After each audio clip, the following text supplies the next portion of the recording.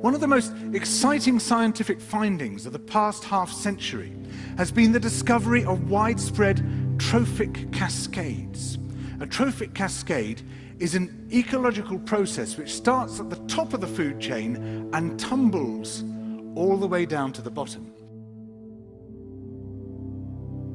We all know that whales eat fish and krill, and some people, certain politicians in Japan for instance, have argued that killing whales is good for human beings, as it boosts the food available for us to eat. And so you would think. But as the great whales declined, so did the numbers of fish and krill. It seems counterintuitive. Surely their numbers would rise as their major predators disappeared. But it now turns out that whales not only eat these animals, they also keep them alive. In fact, they help to sustain the entire living system of the ocean. Whales feed at depth in waters that are often pitch dark, and then they return to the surface, to the photic zone, where there's enough light for photosynthesis to happen. There they release what biologists call fecal plumes, vast outpourings of poo, poonamis.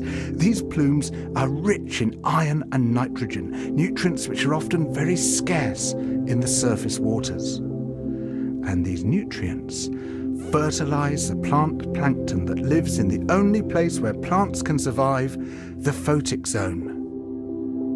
Fertilizing the surface waters isn't the only thing the whales do.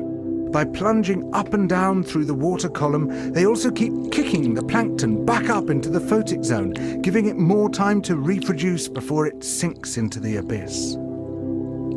Even today, though whale populations have been greatly reduced, the vertical mixing of water caused by movements of animals up and down through the column of the oceans is astonishingly roughly the same as the amount of mixing caused by all the world's wind and waves and tides. More plant plankton means more animal plankton, on which the larger creatures then feed. In other words, more whales means more fish and krill. But the story doesn't end here, because plant plankton not only feeds the animals of the sea, it also absorbs carbon dioxide from the atmosphere.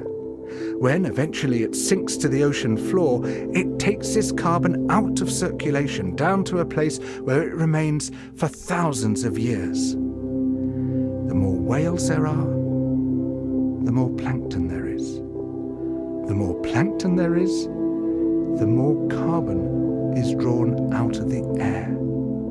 When whales were at their historical populations, before great numbers of them were killed, it seems that they might have been responsible for removing tens of millions of tons of carbon from the atmosphere every year. Whales change the climate.